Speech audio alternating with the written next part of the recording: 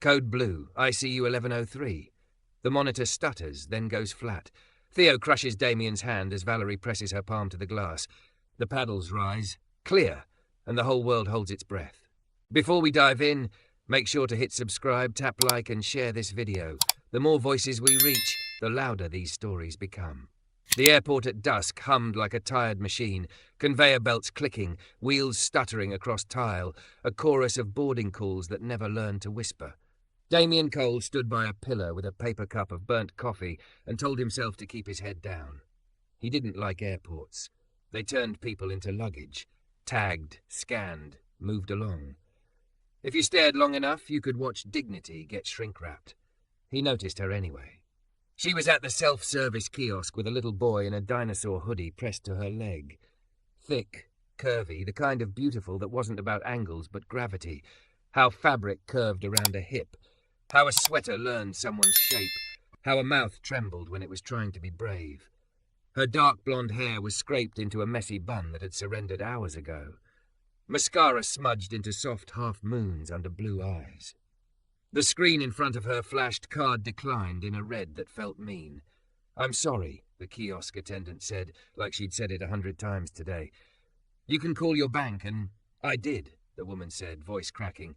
"They said 2 hours to resolve the fraud lock. I have to be on the 8:55. It's the last flight. My mother's in surgery. Please." The attendant's mouth made a small, helpless circle.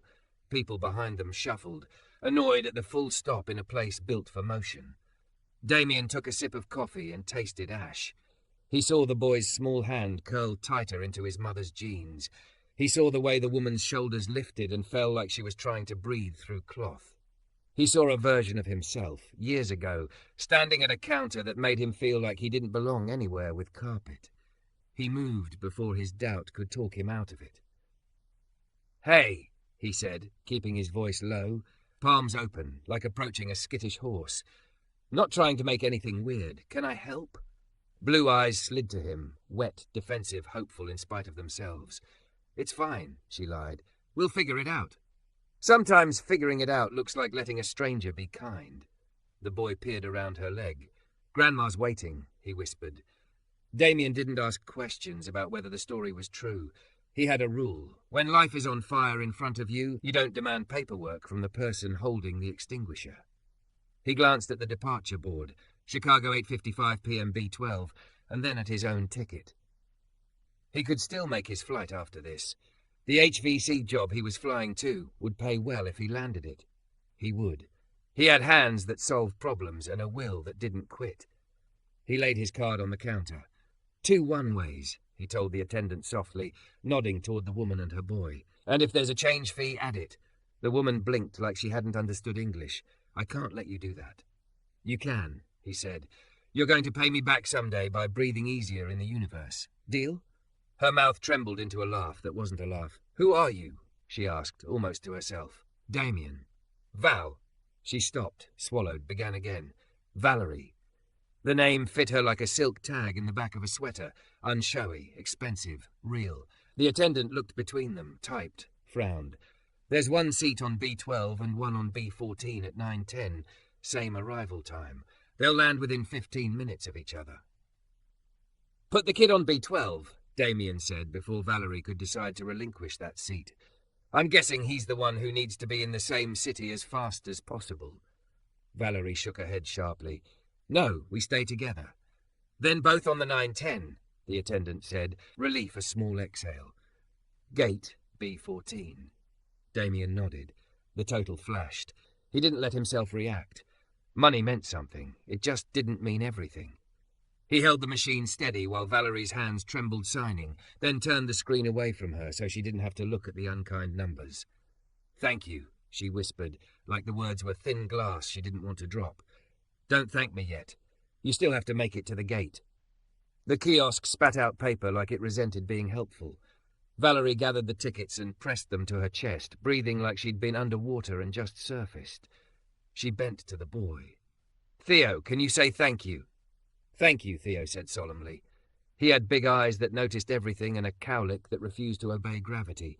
"My name is Theo and I'm 5.5. "Important half," Damien said. He crouched to eye level. "I'm Damien. I can walk you to security if you want." Valerie hesitated. "You don't have to." "I know." She nodded, the small tilting motion of someone who'd learned to accept help like it might explode. They moved together, the three of them, through the river of people and into the fluorescent morning that never ended in terminals. Theo hopped to keep up, dinosaur hoodie, tail flopping. Valerie clutched her bag like it was a life raft. When they hit the security line, it shot out into the terminal like a rib. A woman with a lanyard shouted, "Liquids out! Laptops out!" Valerie dug for a quart-sized bag, blinked when she couldn't find it, winced when the zipper caught and bit her finger. Damien wordlessly unspooled a spare plastic bag from a kiosk nearby and handed it to her. "I travel too much," he said. "I pack like a doomsday prepper." She laughed, soft and unbelieving. It made something unclench behind his ribs. "Where in Chicago?" he asked, filling the air while she sorted. "Northwestern Memorial," she said, eyes flicking to the line, back to her hands. "My mother, they said if we want to see her before." She didn't finish. Words do strange things near the edge of a cliff. "I'm sorry. Me too." They shuffled forward. A security officer waved families to a shorter line. Theo tugged at Damien's sleeve. "Do you think the plane will go fast?" "Fast enough," Damien said. "Fast as it needs to." Valerie's phone buzzed. She glanced down, face changing. Not relief. Not more panic, something sharper, contained. She silenced the call without answering. On the screen in that half-second, Damien caught a name. Armand D., and a company logo he recognized from billboards he fixed lights behind as a kid. He pretended he hadn't seen it. She looked up and caught him not looking. A complicated smile touched her mouth. "You really don't need to walk us through," she said. "I know," he said again, gentler. "Why are you?" He thought of his mother's voice the night they lost their apartment when he was 13, and a neighbor let them sleep on a couch without asking questions. Because someone did once. They reached the point where he could go no farther without a boarding pass. The rope barrier made a clean line between his world and hers. He stuck his hands in his jacket pockets to keep from wringing them. "You'll make it," he said, and believed it like he was speaking weather into being. Valerie looked at the tickets, at the boy, at him. "I don't know how to... Look, I'll pay you back, I swear. Can I..." She fumbled for a pen, came up with nothing. "Give me your number?"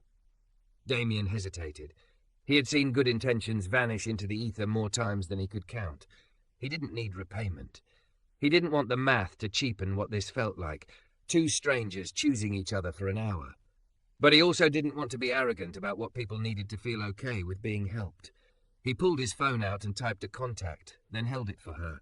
"Text me so I have yours," he said, "so I know you landed." She typed with hands that steadied as she moved. A chime sounded. On his screen, Valerie and a number. No last name.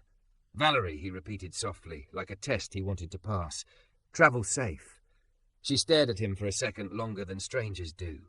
Something unguarded moved behind her eyes, gratitude laced with a kind of power he couldn't name because she was keeping it folded for now. She leaned in and before she could overthink it, pressed a quick kiss to his cheek. It was warm and soft and smudged him with the faintest shadow of mascara. "Thank you," she said, voice low and steady now, "for seeing me." He swallowed, nodded. Theo waved like he was saluting a captain. They moved into the metal and light. He watched until the line swallowed them and they were just two more forms in a machine designed to move lives from one place to another. His phone buzzed. A text from an unknown number, hers. "We'll make it. I'll make this right. V." He smiled, thumb hovering over the keyboard before he typed back. "Just get there. That's enough." He waited another moment. Not because there was anything to do, but because it felt wrong to turn his back too quickly on a moment that had put a dent in the day in the shape of a kindness. Then he checked the time, shifted his backpack, and headed toward his own gate. As he turned past a glass wall, he caught a reflection. A woman in a dark suit walking with decision. A man falling into step behind her. A subtle pivot of heads toward Valerie, as if gravity had changed. Maybe it was nothing. Maybe it was the way some people carried rooms with them. He told himself stories weren't his business. He told himself he had a flight to catch and a contract to win. He told himself he'd probably never see her again. His phone buzzed once more. Another text. shorter. Thank you, Damien. You don't know what you did. He stared at the words, at the emptiness after them, and felt something tilt a degree inside him. He pocketed the phone, stepped into the stream of moving bodies, and let the terminal carry him forward. Don't forget to subscribe for more intense cinematic love stories. Your click helps us make the next chapter. They landed into a night that smelled like rain pressed flat against concrete. The jetway coughed them into the terminal, and Valerie walked like the ground was tilting while Theo slept against her shoulder, heavy with the kind of trust only 5.5 can perform. Her phone wouldn't stop vibrating. She had turned the sound off, but the silence buzzed louder. In the taxi queue, she opened one message and then another. Media sniffing around about your early departure. Do you want me to cover tomorrow's board call? Mercy has stabilized post-op. ICU says direct family only. Signed offer for CTO is time-sensitive. Press wants a quote. Unknown. Just get there. That's enough. That last one unclenched something under her ribs. She typed back with her thumb, cradling Theo with the other arm. We just landed. Thank you again. I don't know how to repay you. She didn't press send. The word repay sounded wrong in her mouth. It made what had happened transactional, and nothing about the way that man had steadied the card reader machine and turned the screen from her had felt like a transaction. She deleted the sentence and sent just, we landed. The driver glanced in the rearview mirror as they pulled onto the expressway. Northwestern? Yes, Valerie said. She kept her voice level like she could iron panic straight if she didn't let it wrinkle. Big night, he said, either meaning the weather or the city's endless capacity for emergencies. She swallowed. It is. Theo snored a small high whistle in her ear. The weight of him, solid, warm, real, kept her inside her body. She pressed her cheek to his hair and pretended the smell of graham crackers meant anything could be ordinary. At the hospital entrance, a woman in navy scrubs looked up at Valerie's approach and stood as if some invisible memo had reached her before the person did. You're her daughter? Yes, Valerie. She offered the name she used when she wanted to be only a person. ICU, 11th floor. Your son can't go back, but we have a family room with cots. I'm not. Valerie's mouth opened around some instinct to explain herself, then closed. Explanations were for boardrooms. Here admission was enough. Thank you. In the family room, fluorescent lights made everyone's grief look like paperwork. A man in a hoodie argued politely with a vending machine. A teenage girl slept curled around a backpack like it could leave without her. Theo sagged when she set him down, then reached blindly and found her hand again, tethering himself without waking. I'll come back, she told him, to the top of his head, to the blanket. She tucked him in and followed the nurse through hallways that had learned not to echo. Her mother was a small mountain of sheets and gentle beeping. Valerie stopped at the doorway because the act of moving her feet over that threshold felt like stepping from one life into another. Her mother looked smaller, as if surgery had rearranged not only tissue but story, lines weaved into wrist and chest, lips parted in the particular slackness of pain. Hey, Mom. Valerie kept her voice low so it didn't break. It's me. We made the flight. Her mother's eyes fluttered. For a moment there was no recognition, only the body's animal inventory. Light, sound, pressure. Then the eyes focused, and a smile edged into being like a tide. You always fix everything, she whispered, words sandpapered thin. Valerie laughed because it was that or cry so hard she'd have to fold herself into the corner of the room. Not everything. You came. Her mother's fingers fluttered, searching. Valerie took the hand and tucked it into both of hers, warmed it with breath. The old wedding band clicked lightly against her palm. I left the meeting. Her mother's eyebrow lifted, a gesture that still managed to be imperious through morphine. Good. Valerie thought of the conference table she had stood up from, the long wood, the faces that turned, the portfolio of a company that had never once looked her in the eye at a dinner and now wanted her signature like an amulet. They'll live. They will, her mother said. So will you. They sat in the small universe that machines keep alive. A nurse came in, adjusted a drip with the sure hands of someone who saves lives on a schedule, then glanced at Valerie with the softness people reserve for those who look like they might sprint without warning. Your son is asleep in the family room, the nurse said. If you need anything. I need her to not die, Valerie said, before she could lacquer it over with something more acceptable. The nurse nodded like someone who had long ago decided to stop pretending there were good sentences for this. Across town, Damien's hotel room smelled like carpet cleaner and a promise to be better than it was. He tossed his backpack on the bed and checked his voicemail. 3 messages from the site foreman, one from his brother about a rental deposit, one from a number that made him smile before he could stop it. He hit play on the foreman. Cole, if you can get here tonight, will pay double time. Server room AC decided to die like it's got somewhere better to be. We got alarms going off like a casino. The suits are threatening to start printing money by hand. Help. He stared at the ceiling. He could sleep 5 hours and show up at dawn like a normal contractor. Or he could drink 2 cups of bad coffee and walk into a room full of sweat and panic and do the thing his hands had taught him to love, make a broken world work. He texted back, "On my way." Then, to the unknown number he hoped wasn't a prank, he wrote, "Good, you made it." The call centre building was all glass and ambition. Inside, the server room shrieked the way machines do when their temperatures soar into the neighbourhood of ruin. Damien tied his hair back and let the hum settle into his bones. He found the failed compressor, listened with his palm to the housing, felt the jitter like a frightened heart. He didn't talk to the machine out loud. The foreman already thought he was odd enough. But in his head he said the same thing he'd said to Valerie. "You'll make it." He rerouted air, swapped a temporary unit in, tightened a belt, coaxed the stubborn thing down degree by degree until the scream became a purr and the foreman's jaw unclenched. Just before dawn, with his shirt plastered to him and his hands nicked, he stepped into the cool morning and let it wash him clean. His phone buzzed. "We're in ICU. She's sleeping. Thank you for the message." He looked up at the bleached sky and thought of how some people carry their own weather. He typed, then erased, then typed again. "If you need coffee, I make the bad kind heroic." He added a smile he almost deleted and hit send. Back in the hospital, Valerie stood in front of a wall of names cut into glass, donors graded by the size of their checks and their need to be remembered. She had never liked walls like these. She didn't give money to carve herself into a lobby, but someone else had insisted years ago. Marketing, probably. And there it was anyway. Valerie E. Quinn in clean serif, tucked among companies and families. She felt both seen and erased by it, like the letters had captured a version of her and left the rest out in the weather. Her phone vibrated. The text about heroic coffee made her smile, which felt like a small rebellion against the room's sterile gravity. She typed, "I could use heroic. Family room, 11th floor. If you're still in town." She didn't expect him to come. People had early flights.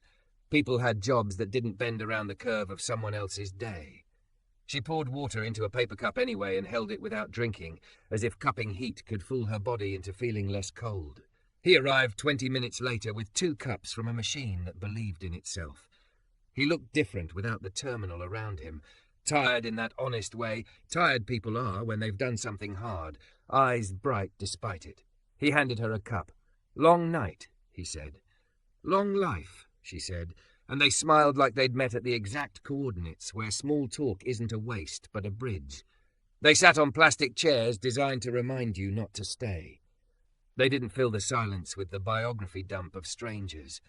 Instead, they let the shared edges do the talking. 2 people awake when most of the city slept, carrying mothers and machines on their backs like the world had decided balance was optional. "You work with your hands," Valerie said after a time, though it wasn't a question. "They complain about it," he said, flexing a scrape like a joke. "But yeah, don't." She held up her palms, smooth and soft in a way she suddenly felt guilty about. "I move numbers and tell rooms where to look. Sometimes it feels like lying. It didn't last night." "No," she said, and the word felt like a nail she could hang weight on. "No, it didn't." Before she could say more, a man in a suit too dark for morning appeared at the door, followed by a harried woman with a badge. The woman's eyes found Valerie. "Miss Quinn, the surgical team would like to speak with you in the consult room." The man's voice arrived a beat after, full of apology he had rehearsed. "We tried to keep them at bay, but a reporter heard you were here." Valerie stood. a small shift that changed the temperature of the space. The suit clocked the pivot, how her shoulders settled into authority like muscle memory. He glanced at Damien as if seeing him for the first time, and in that glance was the entire way certain men arrange the world. Useful, not useful. "Give me 10 minutes, Valerie said, calm as a closed door. The man opened his mouth, then closed it. Damien watched it happen like watching a shape resolve, the woman from the kiosk and the person who made men like that adjust their ties. He didn't know if he was supposed to pretend he hadn't noticed. He decided not to do any pretending for either of them. "You're Quinn," he said softly, when they were alone enough for the words to belong only to them. "As in the queue on half the billboards in 2 states. A corner of her mouth lifted. As in that queue. She looked at his face, waiting for the flinch. Too much money, too much story. When it didn't come, something in her eyes warmed. "I liked you better at the kiosk," he said, teasing. Then, because teasing needed truth to balance, "But I like you like this, too." She laughed, the sound quick and incredulous. "I didn't want to be the cue in that moment. I wanted to be a daughter with a broken card and a flight to catch." "You were. And you were a stranger who didn't make me earn help." They stood a beat too long in the doorway of a morning that could go either way. Then she squeezed his cup-warmed hand once and let go. "I have to go hear a thing I'm not sure I'm ready to hear." "I'll be here," he said, and meant it in the small way that mattered. He would remain in this chair until someone told her something, good or bad, and she wouldn't turn back into a room by herself. She nodded, then disappeared down the hall with steps that made the air straighten. When the door swung shut, he looked back at the donor's wall and found her name again. He'd paid for 2 seats on a plane and somehow sat down in the first row of a life he hadn't planned to watch. He sipped the coffee that wasn't heroic so much as honest and thought, not for the first time that night, that there are moments when the world lets you be exactly as big as your heart without asking your resume for permission. The consult room was too clean to hold bad news, which meant it held all of it. A wall clock ticked like a polite metronome. The surgeon had the exhausted calm of someone who had already lived 3 days since sunrise. He sat, placed a folder on the table, and waited for Valerie to come to a full stop. "We repaired the aneurysm," he said. "The bypass ran longer than we like. She's sedated, ventilated, and in the unit. Next 24 to 48 hours matter. Blood pressure control is critical. There's a risk of vasospasm, arrhythmias. We'll watch her like a hawk." Valerie's mouth opened around 1,000 questions and closed around one. "Is she in pain?" "Not right now." He softened. "She knew you were here before we took her back. She said your name. That matters."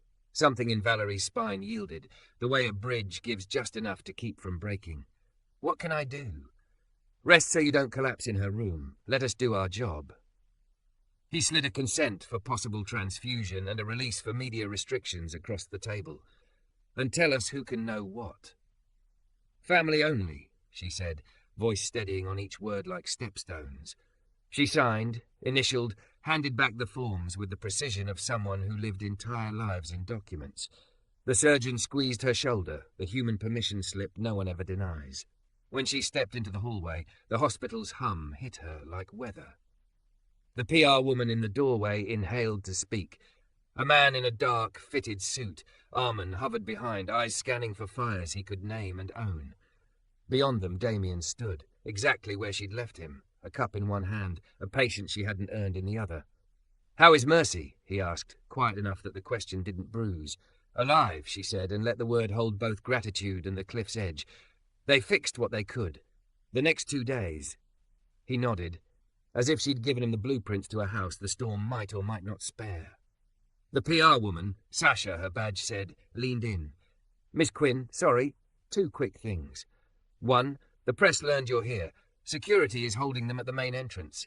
2, there's a social post circulating. Someone at the airport took a photo. The caption says your card was declined and a stranger paid." Her smile was polished worry. It's gaining traction. Damien went very still in the way people do when they realize a private moment has been made public without consent. Valerie's chin lifted. The quiver left her mouth. She turned, put her back to the hall, brought her world into a tighter circle that could be managed. "Lock down the entrances," she said to Sasha. No quotes, no comments, not a syllable. If anyone asks, I'm a daughter at a hospital, not a headline. Of course, and the board call. Cancel it for me, she said without looking away from Damien. Or have Armand lead. He was built for rooms that need reassurance. Armand stepped forward, trying to arrange his mouth into something warmer. Val, Miss Quinn? Mercy's stable? The name cracked on a tenderness he didn't quite own. We can run the call. But optics, this airport thing, it's messy. We should get ahead of it. We can quietly compensate him. His eyes flicked to Damien as if he were a line item. NDAs, make it go away. Damien's jaw clicked once, the only sign he'd felt the diminishment. He set the coffee down so his hands wouldn't do something his mouth would regret. Valerie turned her face to Armand slowly, like a storm choosing its path. We're not paying anyone to erase decency, she said. And if the story lives, it lives the way it happened. A man saw me and my son, and he helped because he's a person with a heart, not because he thought there was a camera. Armand blinked. Power shifted in the hallway like a chair pushed back from a table. Also, she added, softer, use his name like he's human.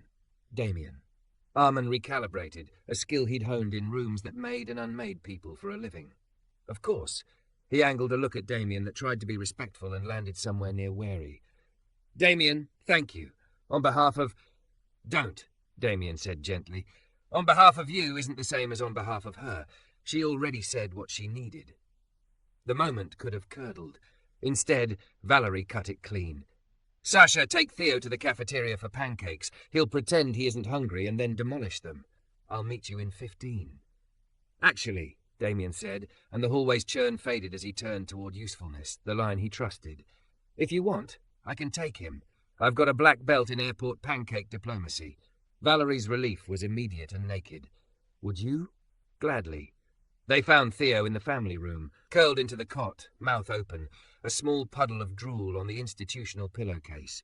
He blinked awake, recognized Damien, and smiled with the unedited warmth children, save for people their bodies have already decided are safe.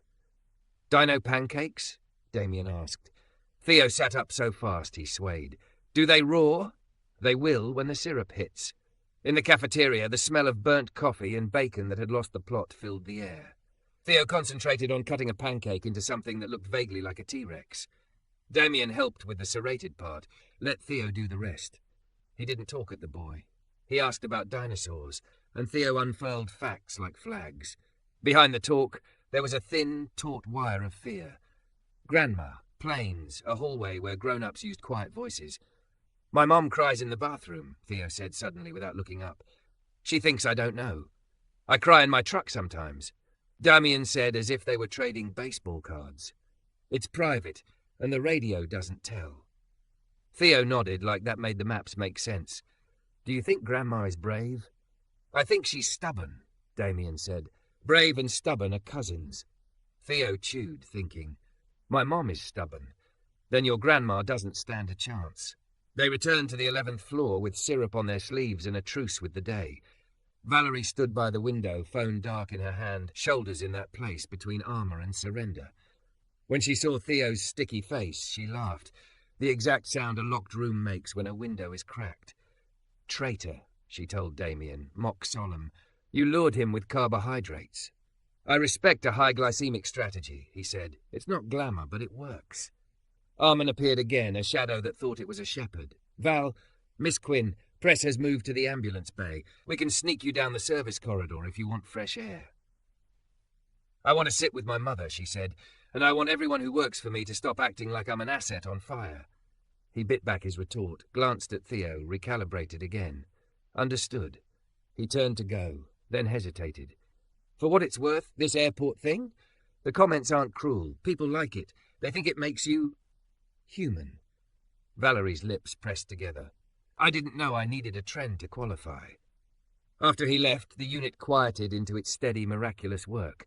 Valerie led Damien to the threshold of Mercy's room. Tubes traced a geometry of survival. Machines blinked in green and amber like a city at night. Mercy's face, even under tape and sedation, held the echo of the woman who taught a teenage girl to change a tire in heels and keep her mouth when men tried to take it. Hey, Mama, Valerie whispered. The boy with the soft hands is here, the one who got us on the plane. Damien stepped in, stopped just outside the radius of the bed, and bowed his head the way you do in places that have made you small in all the right ways. He didn't pray, not the way he'd been taught, but he let his chest stretch around a hope that had its own liturgy. Let her stay. Hours blurred into the kind of time only hospitals tell. Damien dozed upright. Valerie fielded texts and refused calls. At some point, Theo drew a velociraptor with a heart in its ribcage and taped it to the ICU glass with a nurse's permission. A volunteer with a cart offered them a paperback about a detective who never slept. No one read it. Close to dusk, monitors near Mercy's bed began to speak in a different grammar. Numbers ticked a little too fast. A wave ran jagged. A nurse appeared, then another. Then the charge nurse with the kind of calm that makes panic unnecessary until it isn't.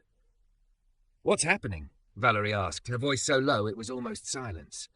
"PVCs," the nurse said. "Extra beats, we're on it." Damien rose without feeling his legs. Theo's hand found his, smaller than fear but firmer. A cardiology fellow slid in with a syringe. "We're giving magnesium," she said to the room as much as to Valerie. "It can settle the irritability." Irritability. As if Mercy's heart were merely in a mood. For one long breath, the monitor's peaks lost their choreography. The machine's beeping went flat and strange. "Is that bad?" Theo eyes on the green lines like they could turn to dragons. "Look at me," Damien said, kneeling so he could be streetlight steady at eye level. "Count with me to 30. Ready?" 1, Theo said, too loud. 2, 3. Behind them, the room filled. Hands, voices, the efficient storm of trained urgency. 4, 5. Page the attending. 6, 7. Norepi, drip up. 8, 9. Prepare for cardioversion. Theo's voice shook. 10. Valerie stood on the cliff where then and after stare at each other across a narrow, terrifying gap.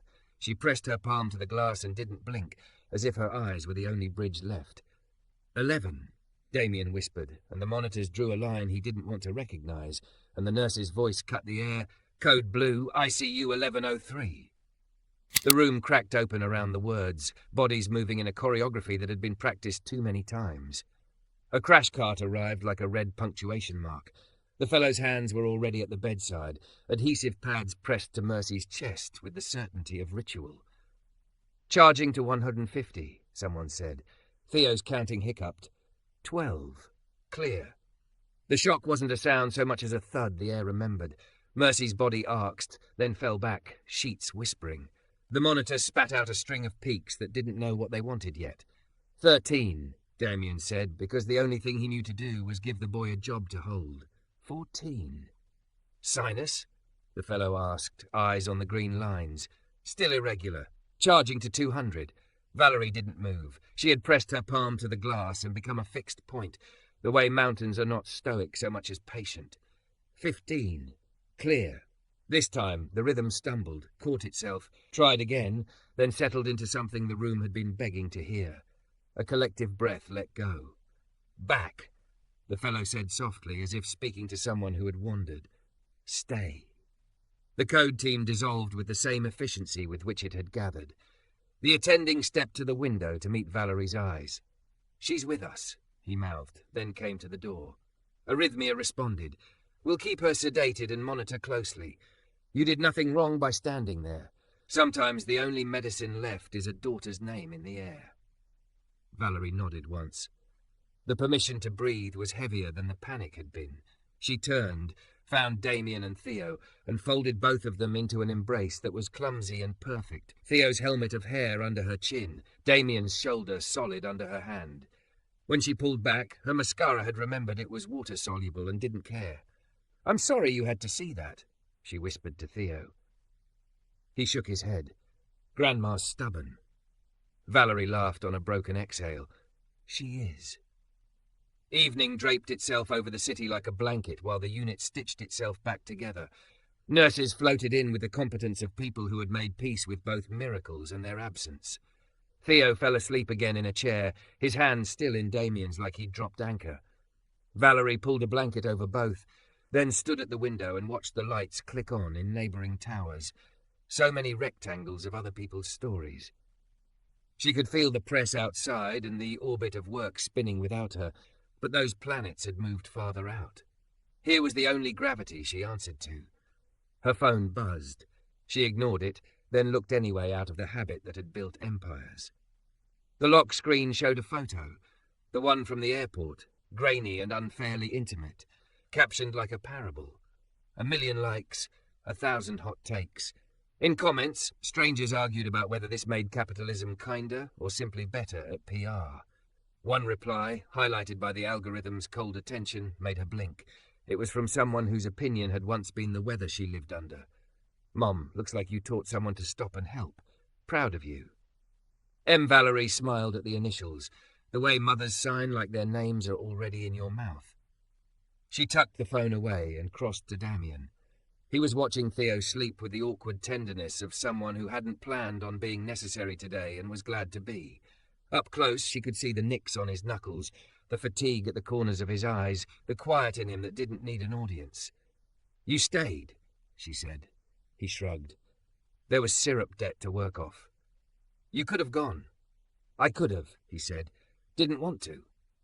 She looked at him, fully now, the woman from the kiosk, and the executive with her name cut in glass, occupying the same body without contradiction.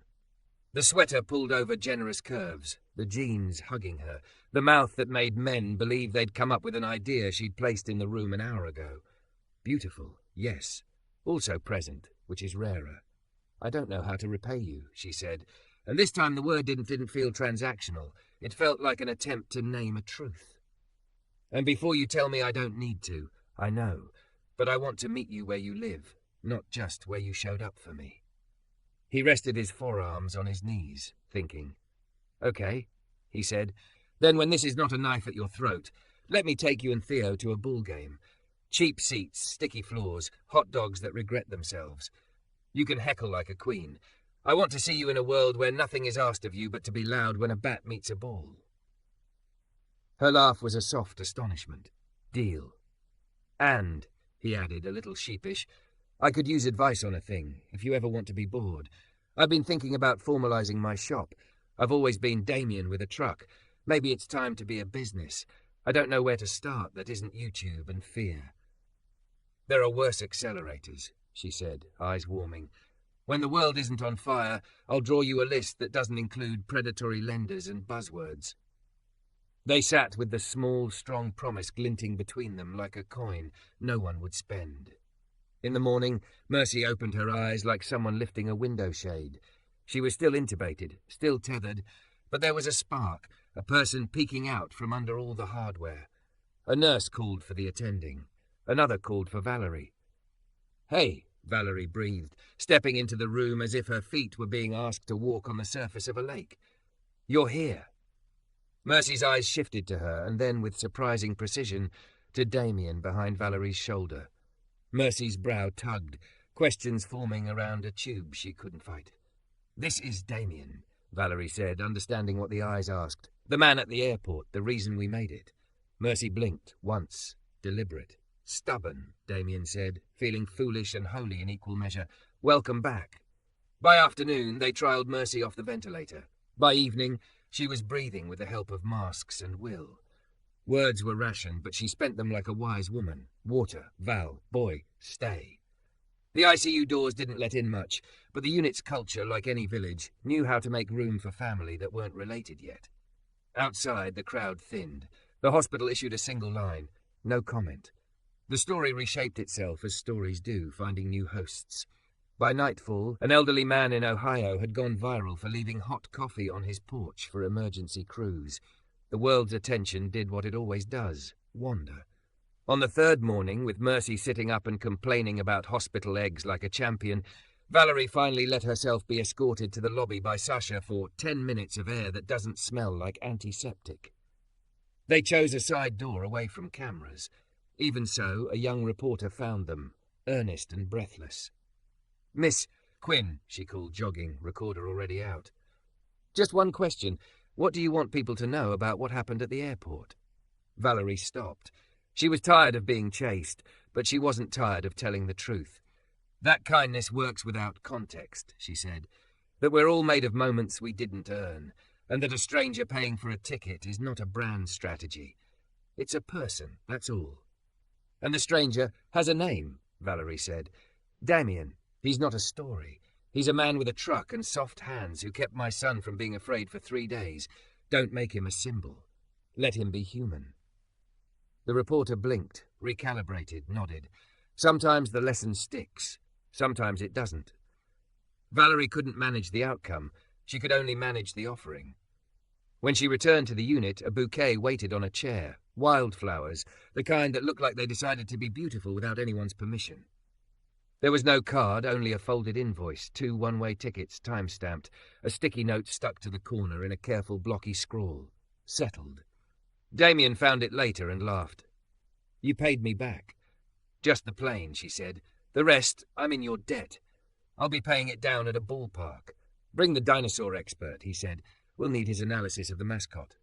Days thinned into normalcy. Mercy moved to step down, then to a room with a window view of a city she'd terrified by leaving. Theo's velociraptor heart drawing remained on the ICU glass a day longer than allowed, because a nurse who had seen 1,000 codes decided this one could stay. Armand stopped hovering and started handling, which is what he should have been doing all along. Sasha ran interference like a pro quarterback. The world refused to end. It was inconvenient and astonishing. On the morning of discharge, Valerie stood with her mother's bag in one hand and the other hand in Damien's. It was a small handhold, the kind you use to keep balance on a moving walkway. They didn't say grand things. They said the ordinary sentences that, strung together, become vows if you mean them. "Text me when you get home. Text me when you sleep. I'll call you when I schedule the ball game. I'll bring earplugs if Theo chooses the vuvuzela." When they reached the automatic doors, Mercy paused. She looked at Damien and lifted her chin with the authority of a matriarch its first day back on duty. "You eat with us," she said, words still grainy but sure. "When I can cook again. I make a stew that fixes what men think is broken." "Yes, ma'am," he said, grinning like a boy who'd been let in on a family joke. They stepped into the bright day. The city smelled like wet concrete and cold promise. Across the street, a billboard with a clean serif Q advertised something that didn't matter right now. Valerie's phone buzzed. She mute-swiped it without looking. Theo reached for both of them, small hand catching 2 larger ones. For a moment, an ordinary miracle. 3 people and a paper bag of hospital leftovers crossing a street like it had always been their plan. "Games start next week," Damien said, squinting up at a sky that had decided to be enormous. "You any good at heckling?" Valerie smiled, the kind that starts in the mouth and ends in the eyes. "I'm excellent at asking the world to do better," she said. "You'll see." He believed her. He had, from the moment a red card decline sign tried to define a life and failed. He squeezed her hand once, not hard, and let go, because letting go is sometimes the shape of staying. Then he opened his truck door for Theo like he'd done it every day of his life and, for the first time in a long time, let himself imagine a future that wasn't a solo act, but a messy, bright trio walking into a noise they chose together.